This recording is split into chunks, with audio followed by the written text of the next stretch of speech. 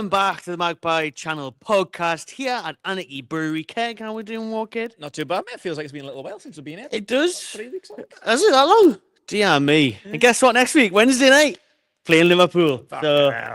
Then we should be able to get a good run going. And obviously, we'll keep this going throughout the summer anyway for all the transfer news and the latest news, the pre-season stuff. Yeah. And then whether or not we get Champions League football, any sort of European football, we might have to rearrange the Wednesdays. Hopefully, we'll be busy watching the tune on most Wednesdays or Tuesdays, but we'll sort that out. Nice reason to postpone and rearrange. That's fine. It is. We can deal with that. That's no worries. Definitely deal with that. Hopefully, we're in the middle of nowhere in Europe, watching the Mags next season. That's the title of the podcast. To be fair, Keg, fight for Champions League, because we do need to show some fight heading into this weekend's game. We're, lost the last 3 of the 4 Premier League games. We're slipping away from that Champions League place. Obviously, City went above us last weekend. We've got Forest this weekend, so it is a straight-up dogfight for that top 4, top 5 position, which we will discuss as we get into the show. But let's see if you're seeing us and hearing us okay in the chat. Evening, Adam, Jackie, Ian, the regulars are here. I love to see you all. Aaron as well. John with the question straight off the bat. Oh, get in there, John. Not going to shoot a chat either, John. Me messing around, John. What happened with the ballot today? It said pot 5 was open at 12, then nothing. No idea. Good luck trying to sort that out. Good luck with your ballots, your tickets to Wembley. You probably got more luck winning the bloody Euro Millions than sorting that out. But it's everyone, yeah. It's a nightmare as per usual trying to get anything from Newcastle United, to be honest, from their website and everything and whatnot. But Wembley tickets, whole another stinky situation. I tell you what else was stinky, Keg. Do I have to talk about it? Well, we have to. It's part of the job. We can't pick and choose, can we? We're used to this when we start the channel talking about defeats. I know. So we'll carry on the tradition. Morning, Philip, tuning in from New Zealand. Big up the New Zealanders. Fancy New Zealand one day? I wouldn't mind about that. One day, that'd be good, that, wouldn't it? So like we say before we get into today's topics as well, make sure you scan that QR code if you fancy getting yourselves some war beer and support war flags in the process. I've got the away tower to my right. Keg's got his home can edition to the left.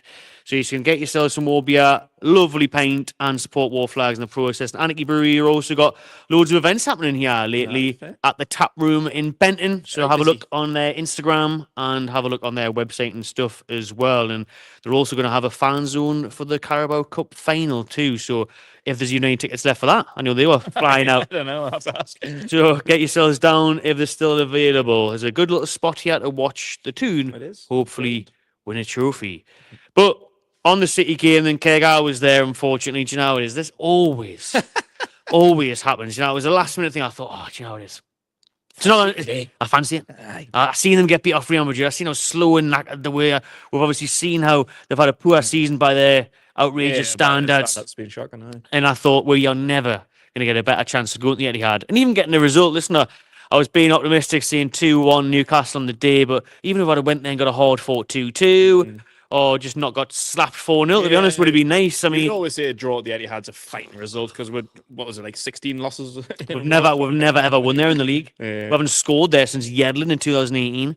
Wow, it's that bad, and we went there and we were that bad because I was thinking, it's not on TV. Obviously, there's certain ways of watching it, but it's not on Sky. It's not on TT. You could have a nightmare trying to find it. I thought, it is Saturday road trip. Big up Rubenstein. Me and him had a nice little road trip. That was the best part of it. The crack up and down to Manchester, and then the game itself was absolutely horrendous. Did you manage to watch it, or did you just watch the highlights and close your eyes watching them as well? I watched it. Yeah, on the services on the super simple song services. Yeah. I mean, I can't lie, I didn't really watch much of the second half. I was a little bit disengaged after being 3-0 down. I was just like, what's the point in this anymore? So it was there, it was on, it was in the background, but yeah, I was like, I pretty much even before the halftime whistle blew, I was like, anything to do with the day? Should I go for a walk, take the dog out, something like that? Like, yeah. Flashing it down, but it can't be any worse than that. Literally, I was so disengaged that second half. It was horrible.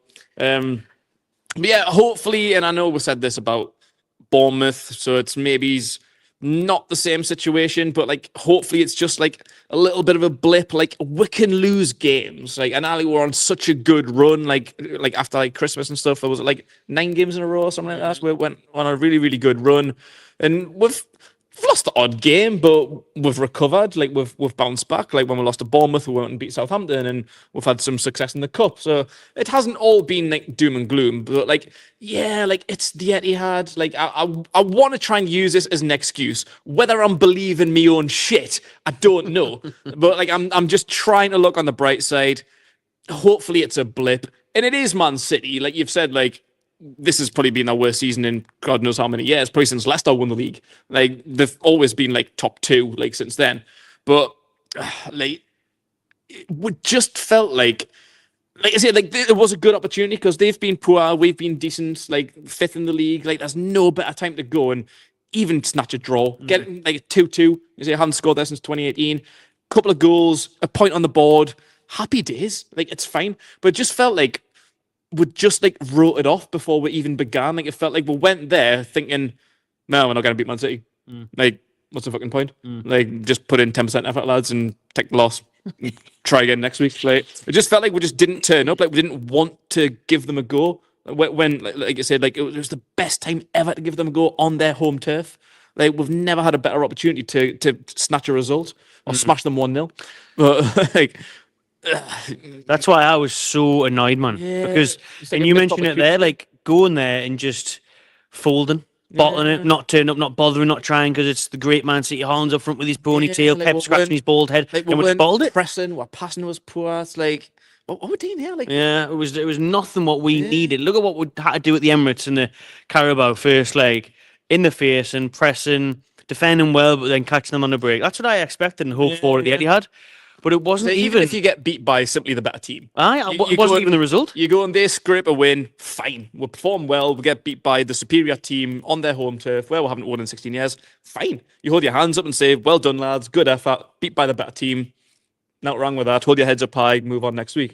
But you can't even say that. Like It's like they just didn't want to be there. It didn't even bother me necessarily the result because on paper we should lose to Man City. Yeah, it was the performance. Yeah, absolutely. It was not turning up, not playing for the badge. You can lose games. It's just the manner of the defeat, like how you lose games, like how you perform. And do you want to try and win this? Are you going to put a shift in and try your very, very best to get 3, if not 1 point? But it just felt like from kickoff, it was like we didn't want to. It was like just a write-off game, like a pre-season friendly. Like doesn't matter. Yeah, it was Manchester, not bloody Malaysia. You know what I mean? Sort out, lads.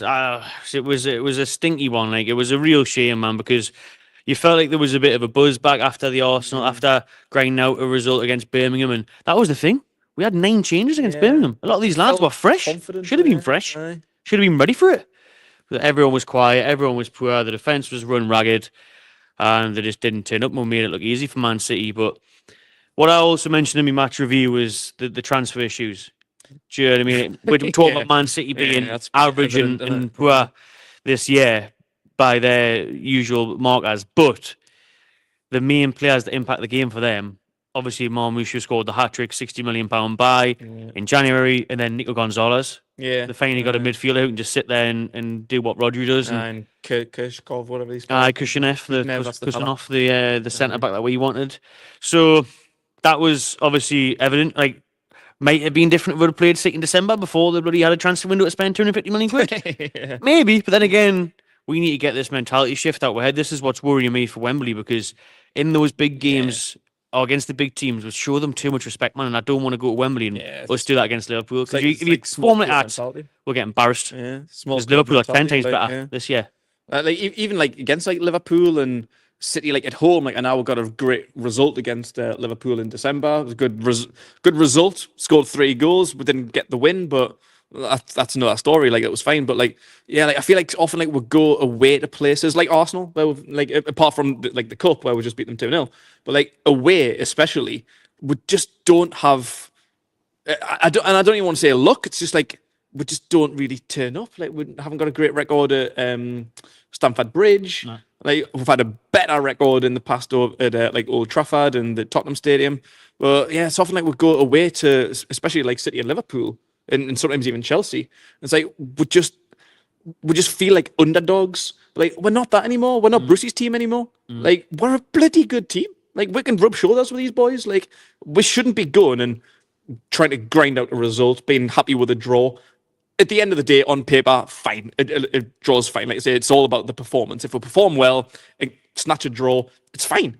Absolutely fine. No one's going to complain about that. But it feels like we do go there and like say, oh, this is a bit of a tough game. This like it's fucking Bromley.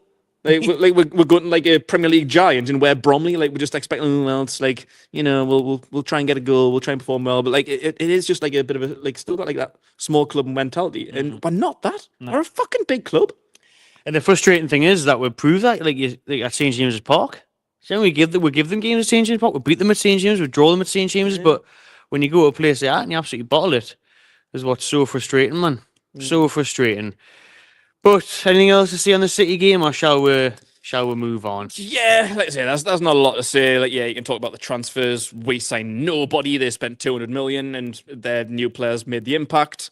We just seemed like we didn't want to turn up, and we got what we deserved. So yeah, hopefully it's a blip, and hopefully we can move on from us. Like, we've got big games to come. We've got Liverpool away to come. Oh, that's this time next week. It's gonna be very interesting, that one, pre-final. So yeah, move on. Like there's no point bitching on about it for too long. Like, it's gone. It was disappointing, but we'll look ahead now. There's no point dwelling on the past now. We should look ahead, and we will do that towards the end of the podcast, that Forest game, and maybe a little bit on Liverpool as well next week, to be fair. But on that, just quickly, it's that false hope that kills you, innit? Because when I decide to go to Man City thinking this is a good chance to play them, good time to play them, you could maybe say the same thing next week against Liverpool, because they've got 3 games in the space of a week where we've just got the one against Forest. They're playing tonight against Aston Villa in a rearranged Premier League game. Liverpool. They've got Man City on Sunday.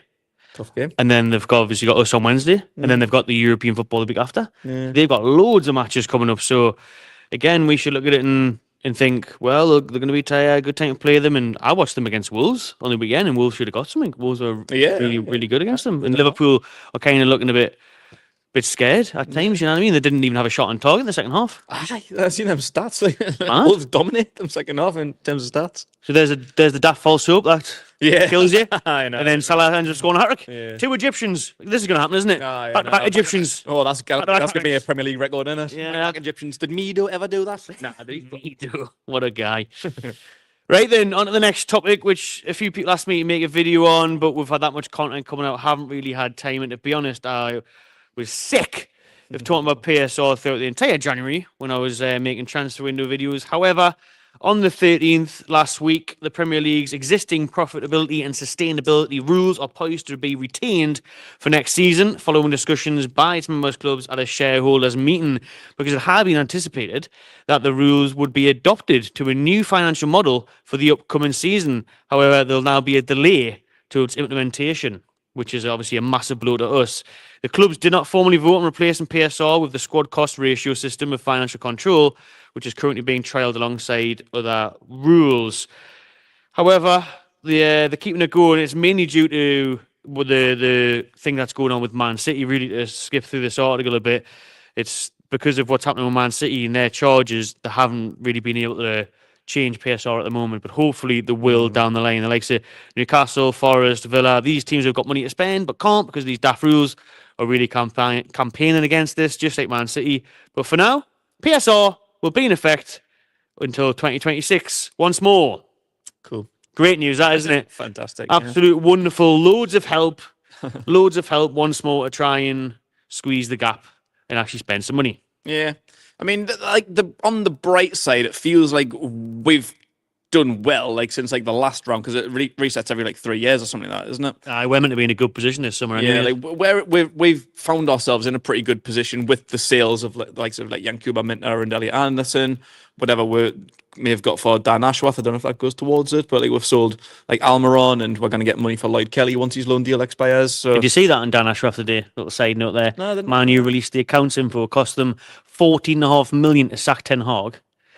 It's cost them 4 million to sack Ashworth after paying us 5.5 million. So they paid nearly 10 million for Ashworth to be there, like however, a couple of 100 days or something. A push. That's hilarious. Banter Club Man United. We'd love to see it. Oh, it really is. That's so funny. Yeah, done a good job there, Big Dan. Hope it was worth it. But you're saying, obviously in January we've sold Almiron, sold Kelly. Yeah, so like with PSR, like we shouldn't really be as worried about it as we have been in the past. Like on the on the back end of it, we're kind of coming through like the Mike Ashley era. We had to spend loads of money to get away from relegation zone and build the team up with like the people that came like after that first transfer window in the January, getting the likes of Gordon and Tonali and Isak and people like that. So we spent money because we had to, and we couldn't really sell anyone because no one wanted to buy our shit players.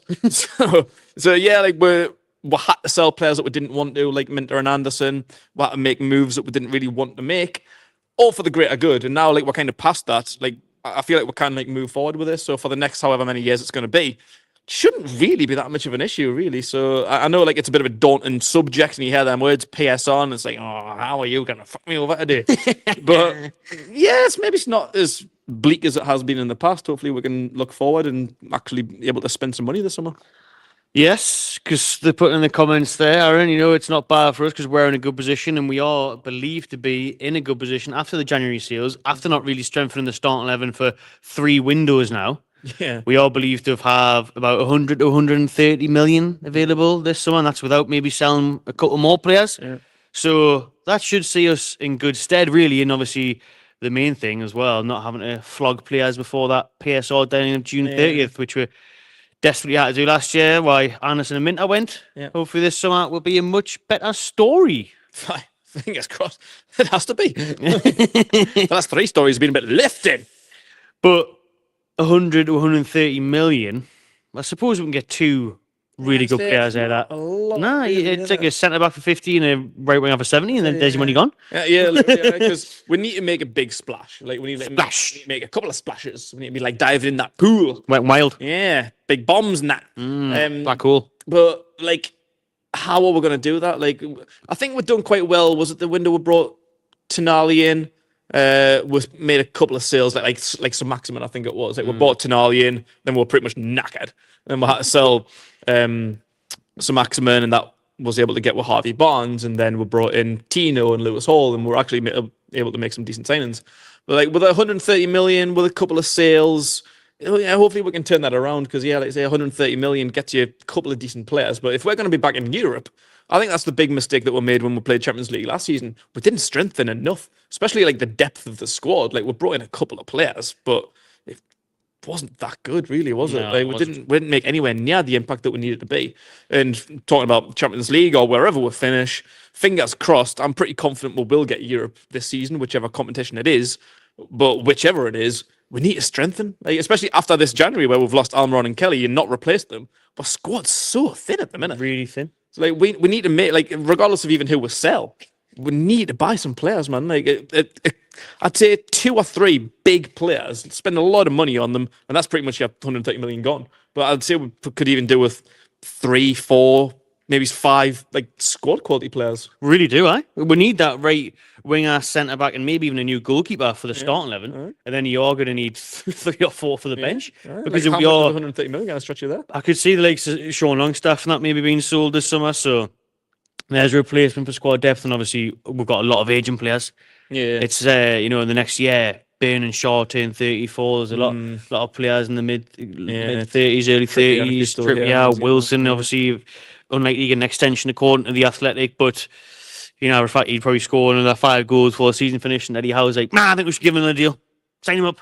Is it not Wilson that we are meant to be getting one? I've seen that report the other day. I'm sure we're considering giving Wilson a new contract. Athletic said it was unlikely. Unlikely, was it? But I mean, I think that could easily change.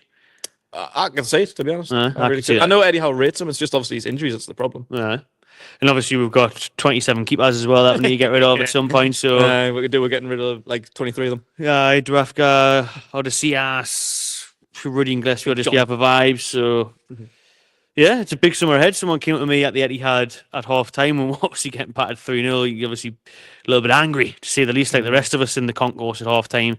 And you say, Matty, there's some serious squad overhaul needed here. Like he was worried. You could see his face. He's like, we've got a lot of work to do. And it is that. There is a lot of work. It should be a really big summer, regardless of where we're finished, to be honest. Even if we're finished 4th for the Champions League or we're just finished 8th. Either way, it's going to be a big summer. Because we want to get there. Like, if we finish 8th, which obviously we hope we're not going to do, like, because that keeps us out of Europe for another year, like, this club needs to be in Europe, man. So if we're not going to be there for a second year in a row, and I know last year wasn't really our fault, but we probably could have done a little bit better to make sure that we didn't get knocked out because of the bullshit FA Cup rule. Yeah.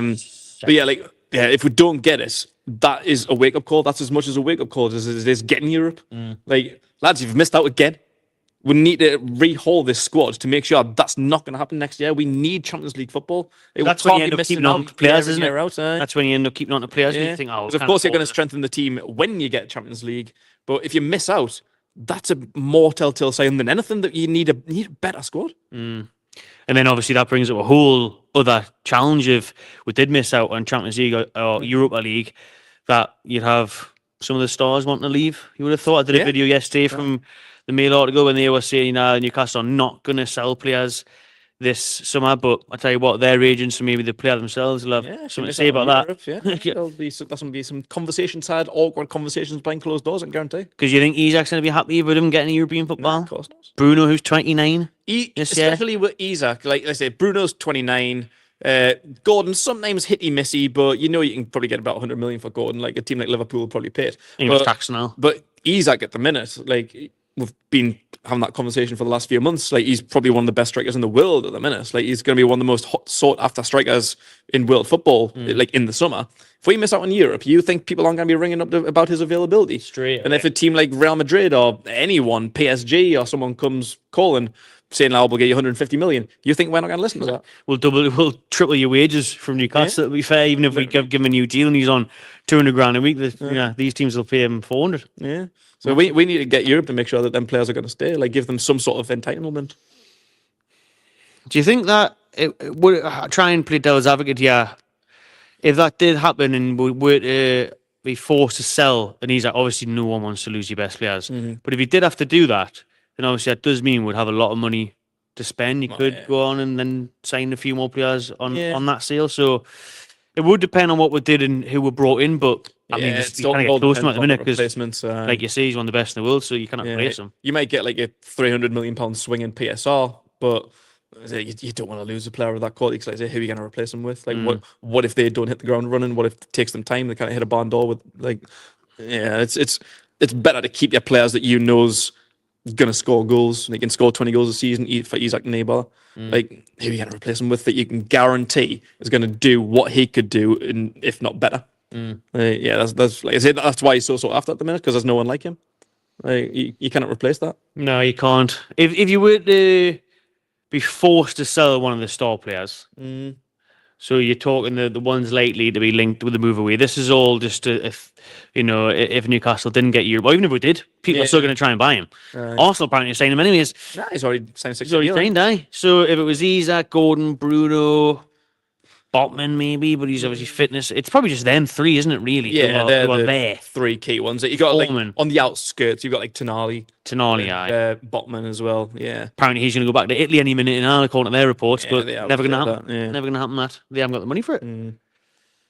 If it was anyone for me, and like again, it's not like you obviously don't want to sell anyone, but if you were back down to the corner and you had to answer the question, I'd probably say Bruno.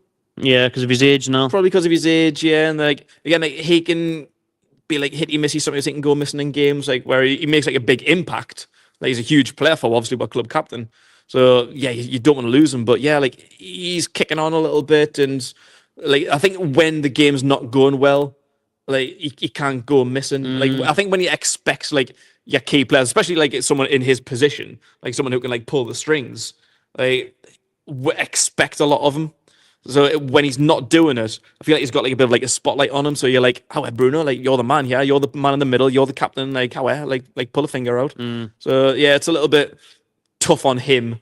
And he's got like a bit of a fiery tendency. I think when things aren't going well, he's got a tendency to maybe get himself sent off and I'll do something silly.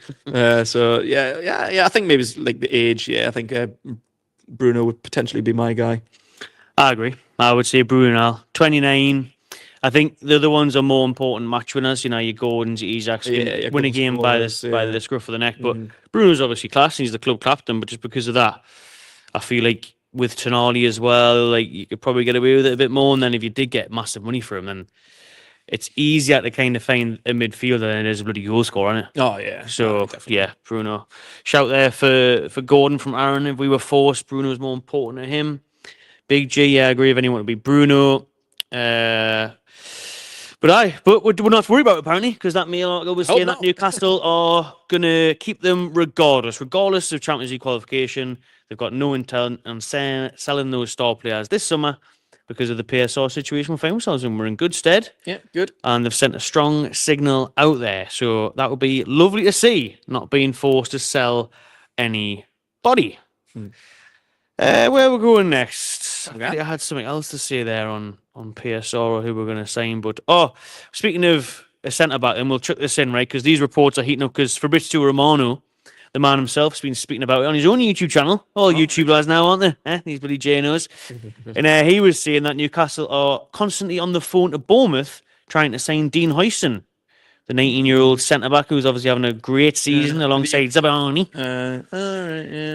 Huijsen's having a great season, as is bloody everybody at Bournemouth, to be honest. They're both good, to be fair. Zabani. I know, but we actually could have had Huijsen last summer from Juve, and we didn't go for it. Oh, really? Because there was something in the air about him, wasn't there? Like, how's he going to get on?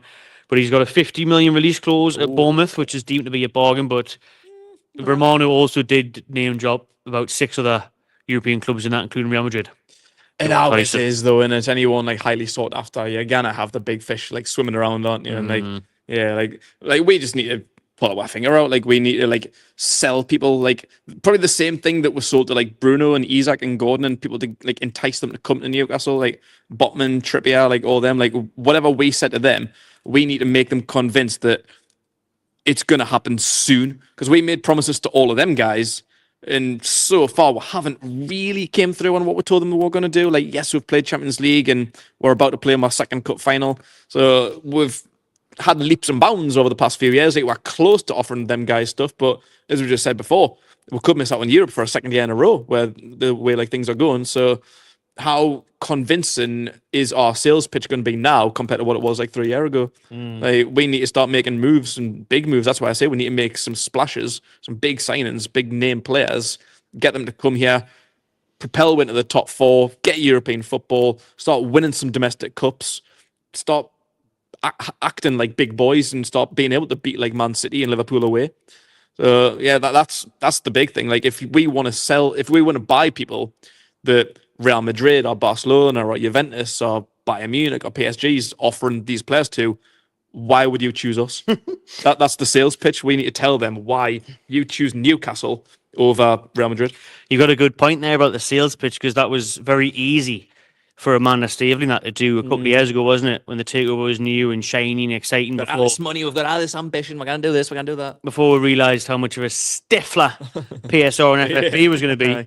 It was always about, we've got this takeover, we're saying this, that, and everyone. I suppose now you can look towards the aim is to get European football winners, and that's obviously going to persuade players, the potential new stadium, a new training ground, and obviously to keep the likes of Isak and stuff will bring new players in. But there's no doubt that Isak and that at the training ground are thinking, what? And Eddie Howe's even said it himself, it's gone stale. Because you look around, you see no new faces, no new buzz around the place, and it's so crucial to bring them players in, man. So that's why we need to do that this summer. But I think that Huijsen, he's only had not even one good season yet for Bournemouth. He does look great and everything, and it would be a top signing. But yeah, there's not much sample size to go off. But he is young and very exciting and loads of potential. But it's one of them ones where I'd like to see a bit more of him, because I'm surprised Juve let him go really and then replaced him with Lloyd Kelly.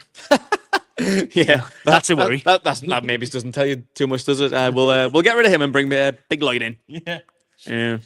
Like on Lloyd Christmas. John saying, Bruno's 27, so he's 28 this year, not 29. I thought he was already 28 and 29 this year, but he's 28 this year, not 29. But pretty much finished in footballer's terms, that isn't it? No, too old these days, huh? Even regardless of the age thing, like position-wise and what he brings, like, still the same, innit? The points that I made, I still stand behind. Yeah. Let's talk about ATP. Then I did a video on this the other day because a lot of people got very excited on Valentine's Day, not for the reason you might expect. Oh no! Because it came out that Man City had won their law case against the Premier League, and the associated third-party rules have been deemed unlawful and void.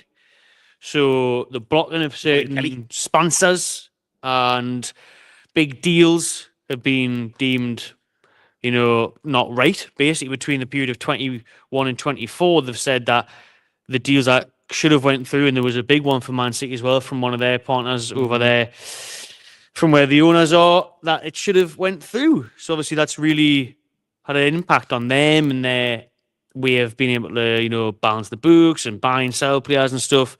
So they've won that. That led to people saying, "Oh, that's brilliant! That Newcastle now go get a big Saudi sponsor. We're going to whack up a Saudi sign at the training ground, and it's going to be 200 million a year, and we're sorted now." But that isn't quite the case yet, because basically on the ATP stuff, they've admitted that it was wrong. Which again, for a reminder for people, this was brought in solely off the back of Newcastle United's Saudi Arabian takeover. It never existed until this happened, our PIF takeover. Then December 2021, the rule came in place, and then Newcastle were then only able to, get a new big sponsor in, like Man City did, like Chelsea did, where the owners can pump in loads of cash and have one of their parent companies sponsor the club or the training ground or whatever.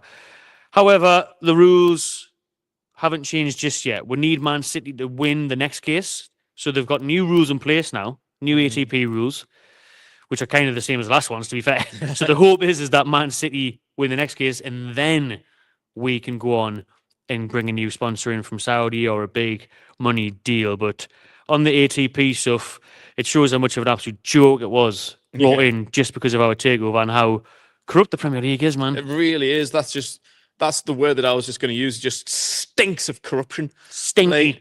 Like it comes to a point where we're kind of hoping that Man City win a case. Oh, definitely. Like, what's the world coming to? We want Man City to win that law case. Like, what's going on? Like, it's just absolutely barbaric, and it's quite funny that this is like the reason why this was brought in. Like, they've tried every which way to screw us over, like since the takeover, because nobody wanted this takeover to happen. And then like it's like if Man City that's like getting things done to help, and like they didn't really vote against it as well. Like, it's just one of them new things in football that's really pissing me off. Like all these initials, ATP, PSR, URISTI, all this shit. Like, what's it all about, man? Like, it's just trying to take the fun out of the game. And like, sorry that we've got a Saudi sponsor. We didn't ask for this. Like, it just is what it is. Like, they want to come in, spend some money, and now everyone's just trying to change the rules so we can't do it. Like, it just feel like a massive vendetta against Newcastle. Like, everyone's just trying to stop us having fun. They just don't want us to challenge the big boys. They don't want to ruin this, what was it, Super League top 6 bullshit thing.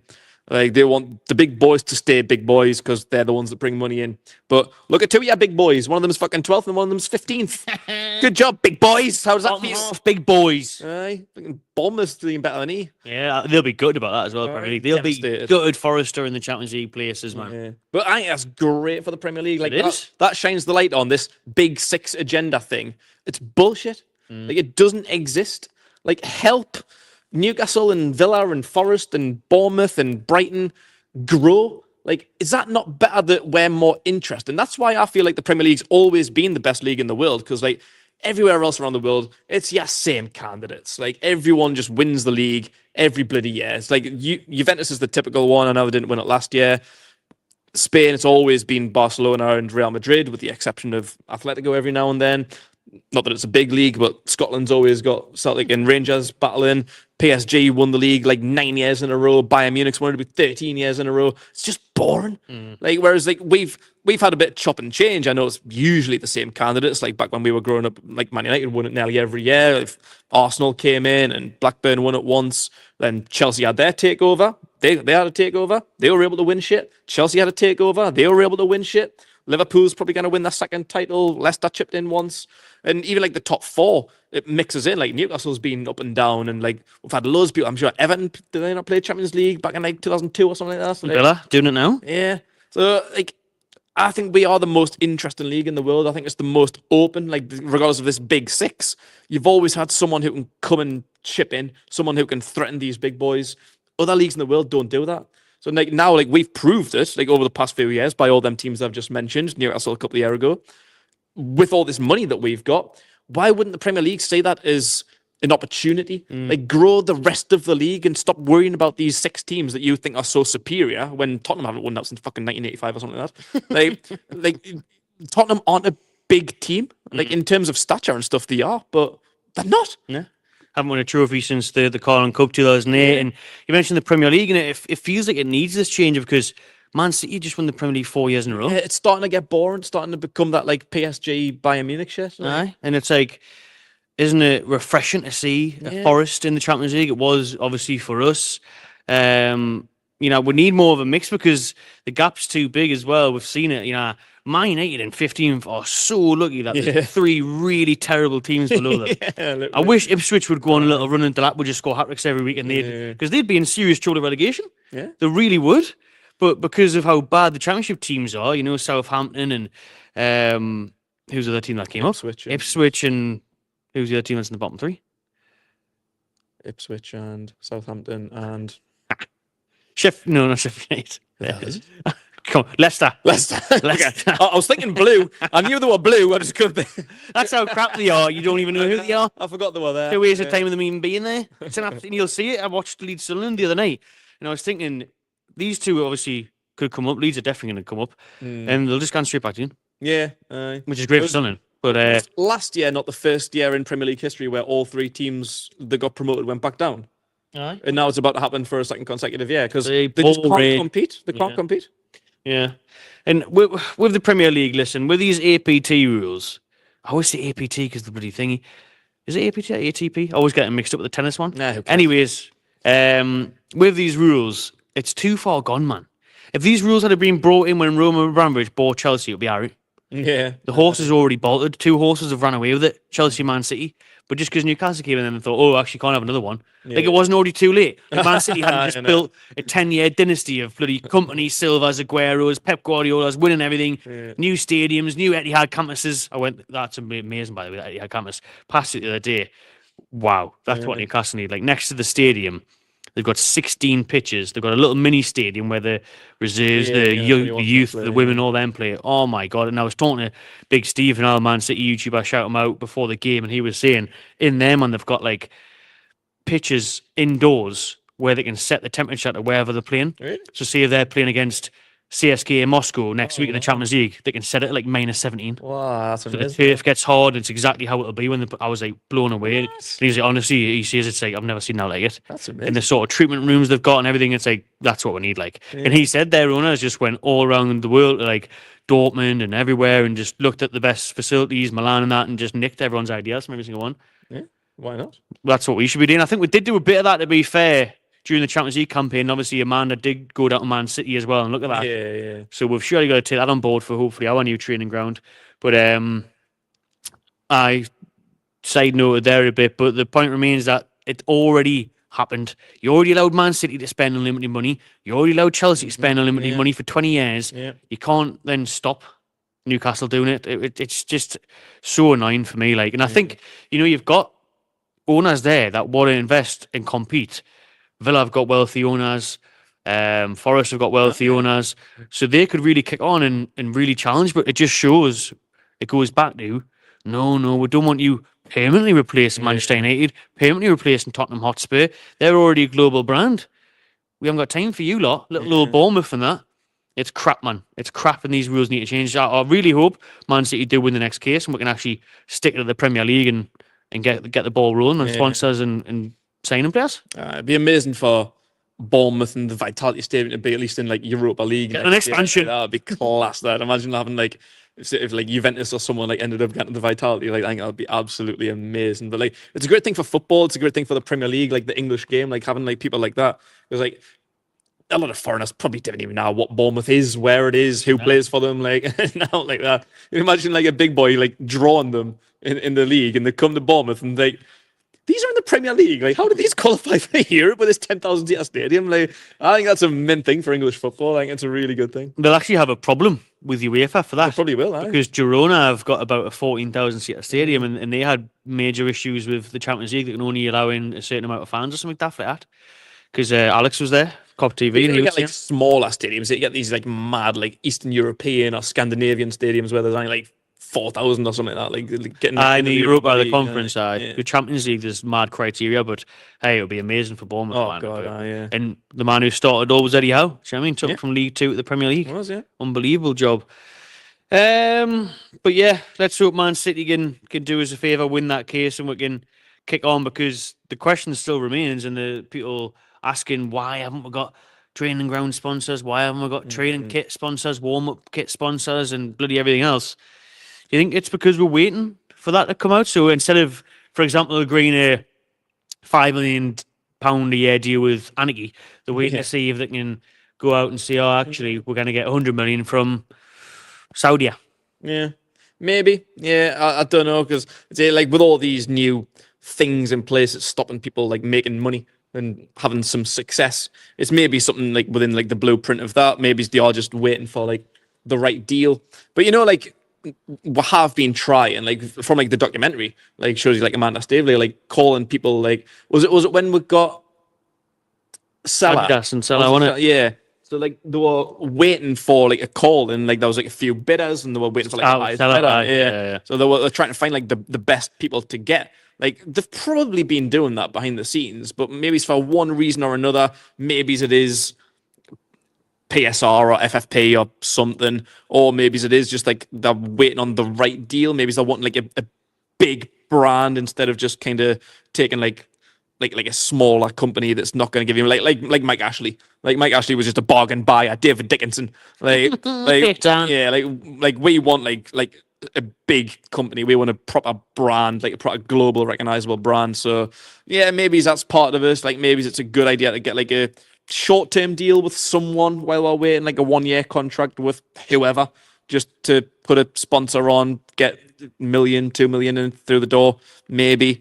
But yeah, I don't know. It's one of them things that you don't really know what's going on behind the scenes, really, unless like you're there, do you? No, but I think what we need to do is try and get that sorted for this summer, like, and get it on the accounts and get that rolling. Yeah. But it was interesting, that documentary, to be fair, like wanted to see in that and seeing how it plays out, and you hope that they all work behind the scenes to get that one sorted. Never announced the other competitors, did it? No, I'm quite interested to know who they were in front of shit. Yeah, I like to know who was bidding, because they narrowed it down to 3, didn't they? Like 4. I like to know who the other ones were. It would be nice to see that. I am happy with Salah, though. I think they've done some good stuff. Obviously, the drone displays and all that. And I think financially, like that's the most thing. Like, who are you gonna get the most money off? Like, that's kind of part and parcel of it. But also, like, say, what Salah's offering with like fan zones and like the drone shows and all that stuff. Like, Salah's an immense sponsorship. Like, we're doing well to get them, but I think they probably were the highest bidder as well. So that's probably what nailed the deal.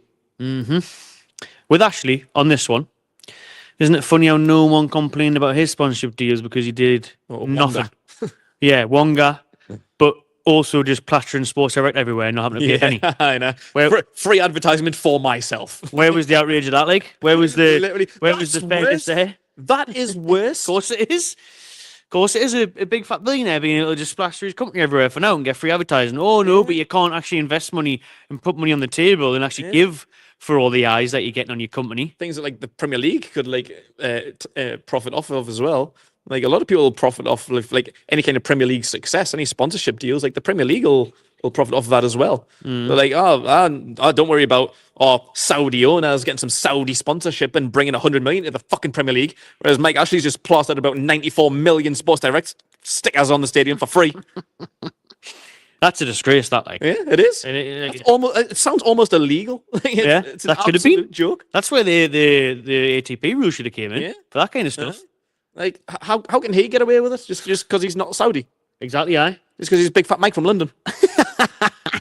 Yeah, and because guess what? Newcastle weren't a threat, that's why. They were buzzing that he wasn't investing any money. Mike had to turn around and said, actually, I'm going to pay $200 million. Yeah, whoa, you need to do that, mate. Give it out. Can't sign anyone. Little loan player coming through the door, but, we don't want your money. Not here. I'll give you Nabil Bentaleb, but other than that. Big up Bentaleb. You see that story? I did, yeah. What a story. Nabil Bentaleb, who obviously used to play for the Toon for a bit, and he had a cardiac arrest, and then he came back from that after being told he wouldn't be able to play football again, and scored on his debut return over there in France. And that's brilliant, that man. Brilliant, that. absolutely class stuff. So well done, Bentleb. Love a story like that. We did touch a little bit on transfers earlier. Okay, just quickly on this one because I talked about this in a video last week, and it was, just try to pronounce his name correctly, Nicholas Kuhn, the German winger for Celtic, and he actually scored last night in Germany against Bayern Munich, what looked to be a big goal for the Scottish side there before they conceded the last-second equaliser and knocked them out of the Champions League. Heartbreak for those travelling Celtic fans and for the players. But Kuhn has been linked to the tune. Apparently, we've had scouts watching him every week and including these Champions League matches. The right winger, who has got a 20 million price tag on him. Apparently, Celtic are willing to let him go for 20, 25 million. So a bargain this day and age. I hadn't seen much of him until he started scoring these Champions League games because I haven't got time to be watching the bloody SPL. You know what I mean? What's the SPL, you know? Celtic versus Willie St. Johnston and that. You know what I mean? Kill them all and that. I haven't got time for that. But with what I've seen from him, and I've seen him last night, he scored a good goal. He did look really good. So would he be good enough as our right wing target this summer? I trust the team in the scouting department. Like, I trust Eddie Howe's judgment. So if they say he's good enough, then I'll get behind him. And it could be a very good bargain. I think if it is only 20, 25 million, because we're thinking can spunk 70, 80, like on some like world-class player. So it could work out in the long run. I'm intrigued by it, but I must say I'm underwhelmed by it. Yes, he's been doing Ari in the SPL. So the boom song. Fucking Jake Paul beat Mike Tyson, you know what I mean? I'm not impressed. Like, he scored in the Champions League, scored against Bayern. Well done. Yeah. Cracking for you. But yeah, I was just reading up a little bit about him. Like, he's 25 now, like fine age. I'm not saying that's too old or nothing, but like he's just kind of coming on the radar now for an SPL team. Played for Ajax, got signed by Bayern Munich, but only for like the second team. Didn't really make it there. Ended up at Rapid Vienna. Then now he's at Celtic. Celtic only paid, I think, a few million from, didn't they? Yeah, or something? Wasn't much. Yeah, like so. Yeah, I mean, career trajectory for a 25-year-old, I'm not impressed. Yeah. So, but like I say, I trust the team. Like if they think he's gonna, because he's a left footer as well, left-footed right winger, can cut in.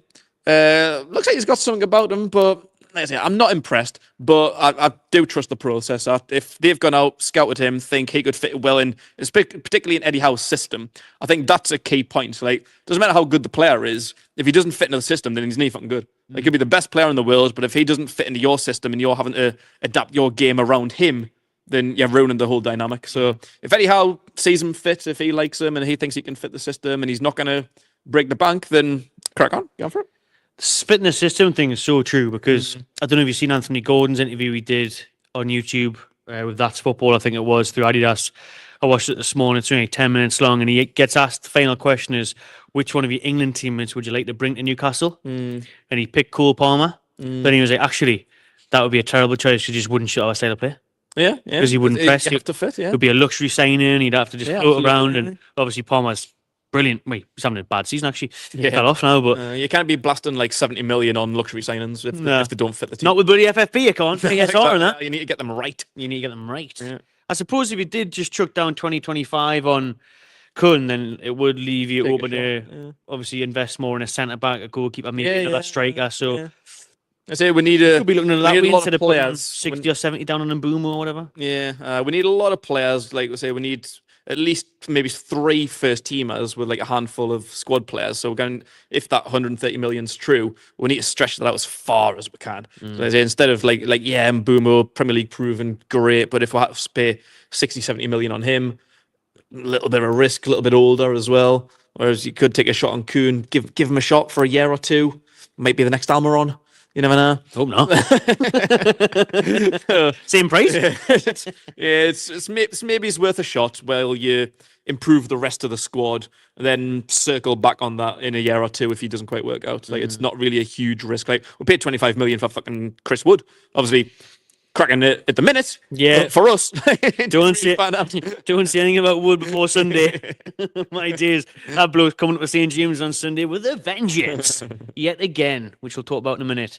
Big G says, I mentioned Kuhn a few weeks ago, I live in the north of Scotland and watch him a bit. He's good, but it's not the EPL. exactly. Well, pretty much the sentence that we all need here, isn't it? Really. Although if you're doing it on the Champions League stage and scoring at Allianz Arena, you probably are right now. To be fair, like Yeah, true. Like I say, Bayern signed him from Ajax. That's not bad career trajectory at the time. That whatever it was a few years ago, and probably a little bit younger, like just breaking into his 20s. Like that's a good move, but it didn't work out for him. He ended up at Rapid Vienna. Like, that's not a good move. No, it's not. Nice place, though, isn't it? You know. Yeah, it's not bad. Yeah. I enjoyed it. Should we still go back in for James Trafford? Says away. Yes, definitely. I'm all about that now. In the summer, I was a little bit skeptical. Yeah, but yeah, I'm all in. I'm all in. And again, this is a good point, really, about what you just said. Trust the scouts, because when it was all talk last year that we're close to signing Trafford. Yeah. 2 years now. He's got relegated. Played for Burnley. Two and a bit years have been linked with him now. The last couple of windows. And we've been a bit like, oh well, we've seen it for England youth level. He looks great, but it's Burnley. Is he ready? But my days, he's proven it now. Like definitely. Actually, I'll put it out there now on the 19th of February. 19th of February, that James Trafford will sign for Newcastle this summer. I think it'll happen. I think he's going to be the first signing. I don't know if his transfer value is going to go up. Oh, he is at all, because especially if they get promoted, they're third. I don't know how they dropped down because like they haven't conceded a goal in loads of draws, 2 months or something like that. I haven't conceded a goal in like 10 11 games or something. Best defence in Europe. They went from first to third without conceding a goal. 0-0s, Alawa. Yeah, but if it is, I hope they don't get promoted because that'll probably keep his transfer value a little bit down. They'll need the money more as well. Yeah, because they get promoted, you get the old big parachute payments and all that. Definitely. So hopefully Burnley don't get promoted. But yeah, like, because I think we're quoted about 20-25 million and everyone's saying, oh, I could put that on like Mamadashvili or something like that. So, like, it's a bit too much. Like, he's unproven. Like, he got relegated at Burnley. Like, he's too young. He's not good enough, blah, blah, blah. But I think say for 50 million, we've got Kuhn and Trafford with about 80 million left to spend. That's phenomenal business. Because then you get a backup for Isak, one who's fit, hopefully, and then a really, really top centre back. And then obviously we need to, like we've said before, get other players in areas where they're aging and you need backup. Like you think a right back Trippier, he's probably going to leave and whatnot. And if you get rid of, one of the few goalkeepers or two of them, because for me now, Odysseus has got a gun. Odysseus got a gun. He can't even get a game against Bromley. Ruddy and Gillespie, they're just chilling. Doesn't really matter. Dubravka, he did come in, do a great job. I think he's looked a bit shaky again the last couple of games. I was going to ask you this for Forest on Sunday. Do you bring back in Nick Pope? I'm tempted to, Steve Popey again. Because Dubravka, the third one against City was really bad. It just went underneath him. That was and then the first goal, he's come flying out and then he just stops. Yeah. You either got to commit or not go at all. So that was shocking by him. So off the back of that performance, I would drop him and give Pope a chance. But then again, Pope hasn't played for months, has he? So it's like it's a big ask. Then again, he's a keeper. He's not running about the gaff, so he should played Birmingham. I'd stop Pope this weekend. Are you sticking to Dubs? I don't know. I get what you're saying. I think with Dubravka, I think sometimes that he gets a bit pressured. I think was it last season or the season before when Pope was out for a little while. He had a little bit of a run in the team. Was it when Pope done his back or something like that? Was that last year? Pope done his back, so Dubravka came in and done quite well. And could have arguably kept his spot. I think he stayed in goal for like a couple of games, but I think once Pope came back, he was shaky. It's like when he's got competition, like for the years under Brucey and stuff, he never had any competition. He was quite clearly the number one. But like now, like Pope's there. Like when Pope's injured, he plays well. But when he's like back and he's pushing them, I'm like say Pope's my number one. But so when number one's back, even though he deserves it, he's played really, really well over the past few months. Like now he's kind of got that pressure. He's like looking over his shoulder. Like, am I going to get replaced? Like Pope's back now. Like that's where I start to think like his head's gone a little bit. Like I think he's not that cool of a customer, Dubravka. I think like especially like decision making. Like that's what being one of our biggest criticisms over the years. Yeah. Like decision making's poor. I think when he's under pressure and he's got to start making decisions, that's when he buckles. Aye. So yeah, so I don't know what I would do. Like it's a good point, but yeah, I'm not too sure. Maybe he's either or, to be honest with you. Like I say, Pope's my number one. Dubravka's played well for the last few months, so I'm easy either way. To be honest, I'm not really that asked. Yeah, I want to see Pope back in for Sunday. I want to give him a chance because Dubravka's been poor the last couple of games for me. But Sunday, then let's talk about it before we sign off and get your questions in, Peter, before we wrap up the podcast this week.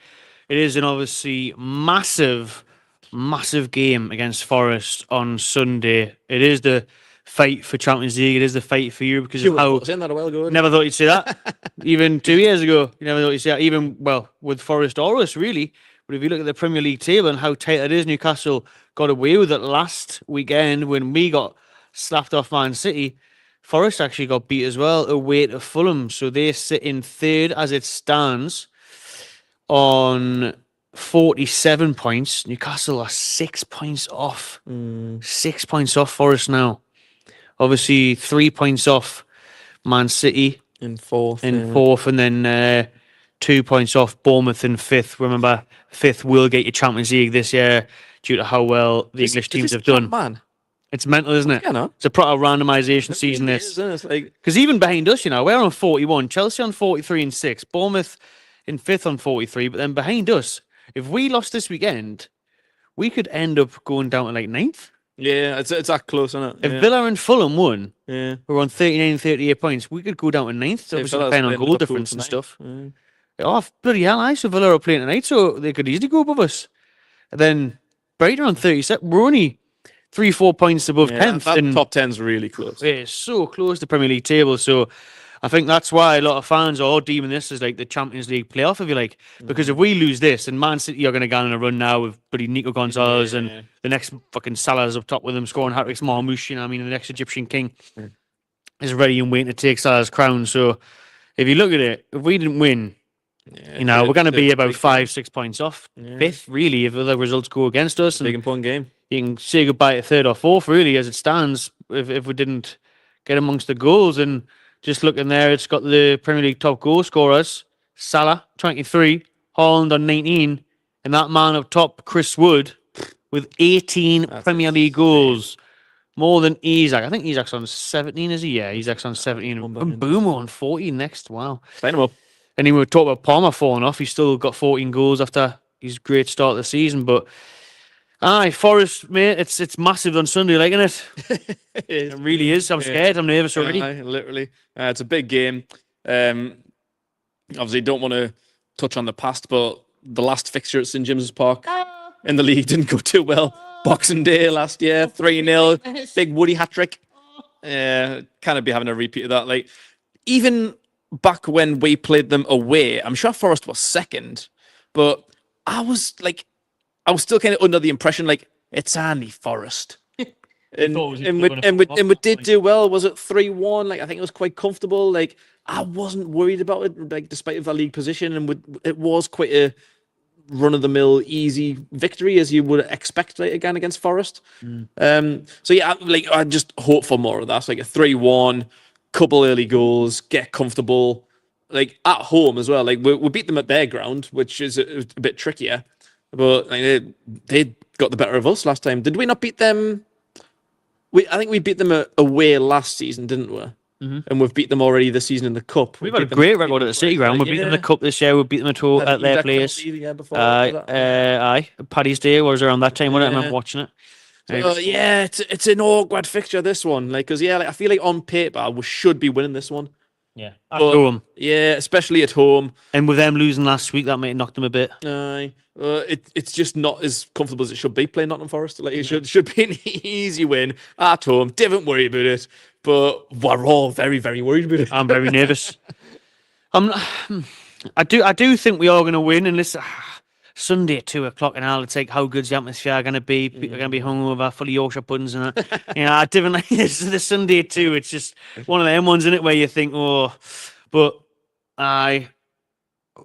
this could be the start of Forest peeling off a little bit, maybe. I mean, losing against Fulham last week, and they've had little moments here and there, but they pull it back. 1 week they'll get beat, and then the next week they're capable of like losing 4-0 and winning 4-0. Yeah, They're a strange team. They have still consistently looked good, despite being third in the league, which I think tells you the tale of everyone else. It does the inconsistency of us, Chelsea, City. Obviously, don't even need to mention Man U and that. Because I feel like this hasn't been a great season for Forest. Yeah, of course, it's been good, but to see them third in the league, it's like, are you that good? No, I don't think they are that good. They are, no. No. That's why when they were second and we went away to them, I was really confident. And the game showed us like it was quite an easy win. This weekend, though, we have to obviously say Big Woody, who scored a hat-trick last time. He'll have a point to prove once more. Alanga, who we tried to sign on deadline day last summer. He's been on form. And Elliot Anderson. Is he fit? Because he got injured, didn't he? I think he's fit. I think he's back. I mean, the Forest fans love him, like, and he was on BBC last week. He'll have a point to prove. Well, Matt Sells? I tell you what, Forest defence, actually. You know, these plaudits get it, the Hudson-Odois, the Alangas and that, but that back five that they play is so solid, and like Murillo has been unbelievable, and Sells has been class, and it is a question of like how we're gonna get at them. You know what I mean? Because it was suiting us when we're at the City ground and catch them on the counter, but at home they may just sit there and go like, "Oh, well, you'll do this." And then when they lashed us on Boxing Day, was because it was just on the break, wasn't it? Pace and Wood was there for a little tapsies and that. Gibbs White had a good game. Morgan Gibbs White, who again Eddie Howe's a big fan of, he's tried to sign in the past, so it's gonna be tough.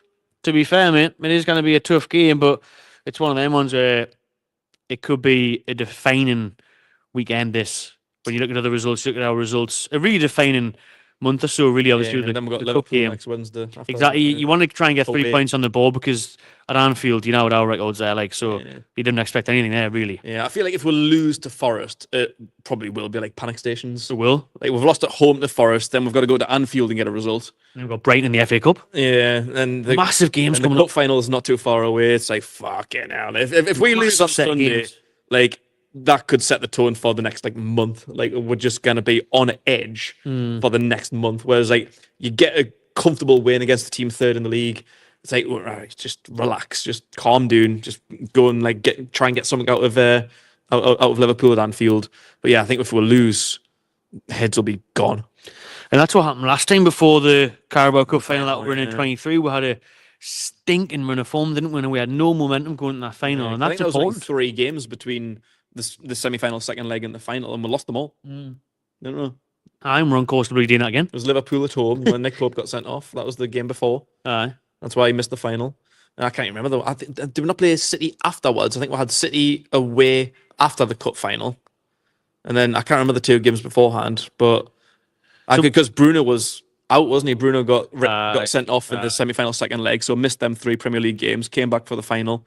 So yeah, them 3 games without Bruno. Oh shit! Like heads were absolutely turned. Do you think heads are got? Because this was one of the excuses for the Man City game, wasn't it? They've got one eye on the final.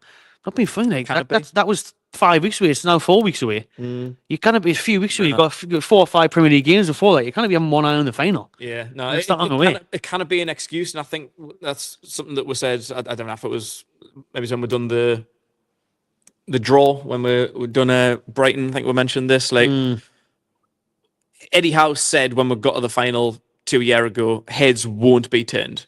We're going to take it one game at a time. We're going to take these 3 Premier League games as is, put the cup final at the back of your mind, try and win these games because we were pushing for top 4 at the time. And I think we all believed him. But obviously we lost them all. And then he said afterwards, he was like, no, my heads did get turned. He did, mate. Oh, sound that, Eddie. Cheers, mate. Liar!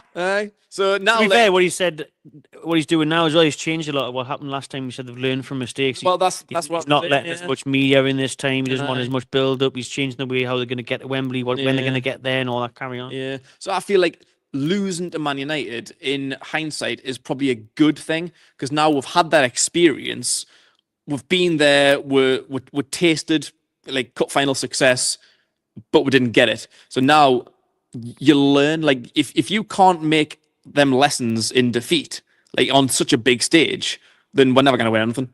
No. Like I think it's a good thing long term that we lost that final. So we know what to do next time now. Like we hadn't been to a final in 20 years before then. A lot of them players had never played in a cup final in their life. No. So now like they've got that experience. Eddie Howe's got that experience. Like he's been there, done that. He should know what not to do as opposed to what to do. Like, so, yeah, he's got to learn from these mistakes. Like, he's got to learn lessons, and we should be going into that cup final confident with a few wins on my back. And I know there's some tough games, like Liverpool away, Brighton in the cup, like Forest. Like, they're not easy games. So got even West Ham a few days before the final. Monday night isn't ideal. Yeah, so it's a tough run in. But you need to learn from that mistake. If you can't learn from that mistake, then we're never going to win now. No, and it's one of them ones where maybe players are worried about getting injured. You said there, obviously, we missed Bruno last time in the build-up. You had Pope, obviously, sent off. The last final, we couldn't play Gordon because of cup tie. Yeah. Isaac was on the bench, started the final on the bench. So, Wilson actually started the final. I didn't say that. Well, exactly. Can't even remember that. St. Maximin obviously started the final. So, it is going to be a big change this year. Obviously, Tonali, Hall and everything weren't there as well. So, a lot of change there. But speaking of Wilson and that, there's a chance he could play on Sunday. Obviously, Harvey Barnes was in Manchester, wasn't he? So he didn't come on, but he should maybe get off the bench on Sunday. That's a good option. I'm going to go for a 2-1 win, Newcastle on Sunday. I think Wood will score, but I think Newcastle will just edge it. I think it'll be a very tight game, but we'll just about get the job done, hopefully. Yeah, me too. Yeah, I think, like I said, I don't think it's going to be easy. Beat them 3-1 away. What was the score in the cup? Was it just 1-0 or something? Was it? No, 1 on pens. 1 on pens. 1 on pens, 1-1, I think. 1 on pens. Woodwick scored after about 14 seconds. And then there's a chance, though. I mean, what would you do this weekend? Because Woodwick got a lot of stick on the weekend for starting. He came off at half time. Miley for me on Sunday. I'd start Miley midfield. Me. Yeah. Well, do we know the extent of Big Joe's injury? Well, they're saying he should be back for the cup final. Hopefully. That's like maybe even West Ham. It's less than a month now. Cup final, mate.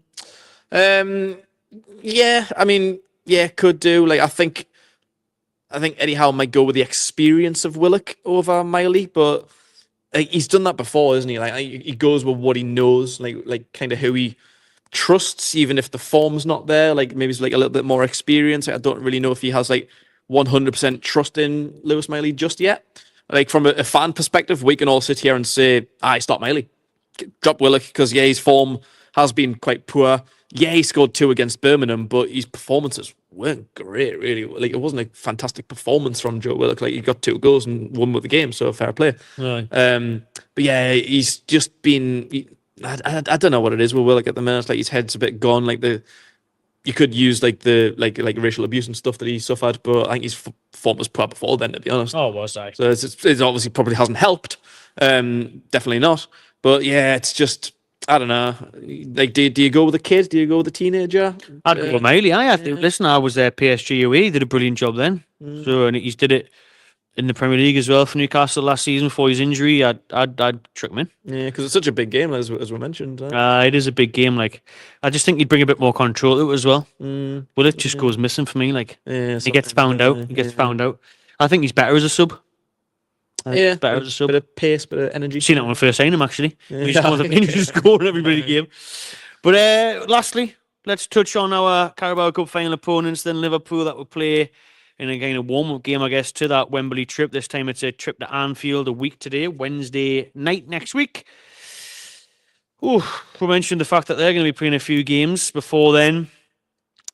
What did Newcastle need to do to go to Anfield and finally get a result, or how do we play this out, really? Because what we don't want to happen, obviously, is what happened at the Etihad, where we surrender, we get smashed. And because if we get smashed against them, and we'll play them again in 3 and a bit weeks' time by the time the game rolls around, it's going to be gone. People will just be selling their tickets. Fuck that, I'm not but the players' confidence to go now. If they're standing in the tunnel, bloody Kraft and Dan Bin, that'd be looking at Salah like he scored a hat against me last week. Fuck this shit. You know what I mean? It's gonna be whoever's in goal will be like, oh god, I've got bloody Gakpo and Diaz and McAllister and all these smashing shots at us. They got beat 4-0 the other week at Anfield. Didn't fancy this. So yeah, it's very important that we're. I don't think we will, to be fair. I don't think we'll get smashed at Anfield, but it'll be a big ask to get something. Yeah, as it's been over the past few years, I think we've done okay there. We haven't really been smashed there in a long time that I can remember off the top of my head. Well, to be fair, but Isaac, unreal goal that got disallowed wrongly. On his debut, that was only a 2-1 defeat, thanks to a 89th minute, 99th minute, 147th minute goal. Yeah, that was a bit of a joke, but we've done all right. That even Willock scored a equaliser there in the lockdown days when we were 1-0 down. Oh yes, yeah, we got beat 2-1. Was it when Jetro Willems scored a screamer? Remember we did watch song for that? Yeah, we did. Mad. So we haven't done badly there. We just don't win. That's the problem. Yeah. But did we not get a 2-2? I feel like we drew 2-2 at some point. Let's have a look. You're going to get them fixtures up. I'll get them up. I feel like we haven't done too badly at Anfield, but not well enough. Like we could do better. I think this Sunday's a big game. Like I think that's going to be telling. Like I think depending on confidence, like if we lose to Forest, I've got absolutely no confidence of getting anything at Anfield. So yeah, I think that's going to be key. So yeah, this weekend is going to be huge for me. I think sitting here a week in advance with a game in between, I don't know. I cannot really speak, to be honest. I'm just scrolling down to the record here because it starts all the way from the 1800s. So we lost 4-2 last year, did we? In the Premier League, Can't remember that. Who scored in that game? Let's have a look. Salah, Jones, Gakpo, Salah again, Isak and Botman for Newcastle. 4-2 last year.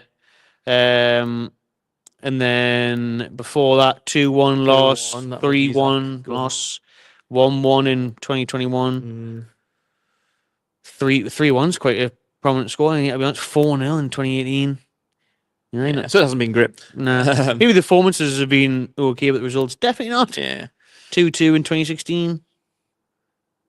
Yeah, so I'm just kind of waiting for Forest, to be honest. I think it's a little bit too early to really kind of say how we're going to do at Anfield. Like they've got 2 games, they've got Villa tonight, then one at the weekend. Exactly. So yeah, I don't know. I can't really give many predictions about that now. I kind of want to see how this weekend goes first. Just don't get embarrassed for me. Don't get low on confidence. Turn up. Don't do a bloody Man City and bottle it and be scared of the big atmosphere, the big but players. We play well. Fair enough. Wouldn't bother us. Even if we get done over like we did 2 years ago. Aye. Like that should have been a win because, Isak scored a perfectly good goal that was ruled out offsides. That should have been 2-1 to us. Instead, it was 1-1 and got 3 extra minutes out of absolutely nowhere. Got bumped. Like performance-wise, we know we should have got 1 point, if not 3 out of that.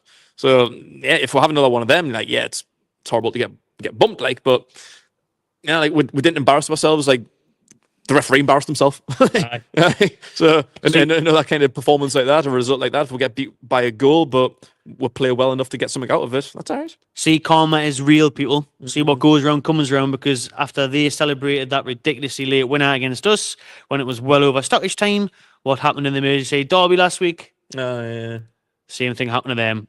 2 minutes after it was 3-3 in December, we were broke through on goal, plenty of time on the clock. There you go. Yeah. That was a disgrace, that. It was. We should have won that game. Yeah. That should give them confidence going into this game, and more so the cup final, hopefully. Because you kind of take too much away from a trip to Anfield, because you'd hope it would be a lot different at Wembley. It's a neutral venue. Liverpool, to be fair, have got a great record at Wembley, which we'll talk about near the final. But, Anfield under the lights on a Wednesday night compared to the Wembley final, you'd hope it would be a bit of a different story. Yeah, you would hope so. Or the same story where we win both of them. It'd be great. That'll be the story I want to hear. Right then, thanks everyone for tuning in to this week's episode of the Magpie Channel Podcast. Shout out Anarchy Brewery for hosting us as always. And remember, you can scone and scan that QR code. Get a scone and some more beer.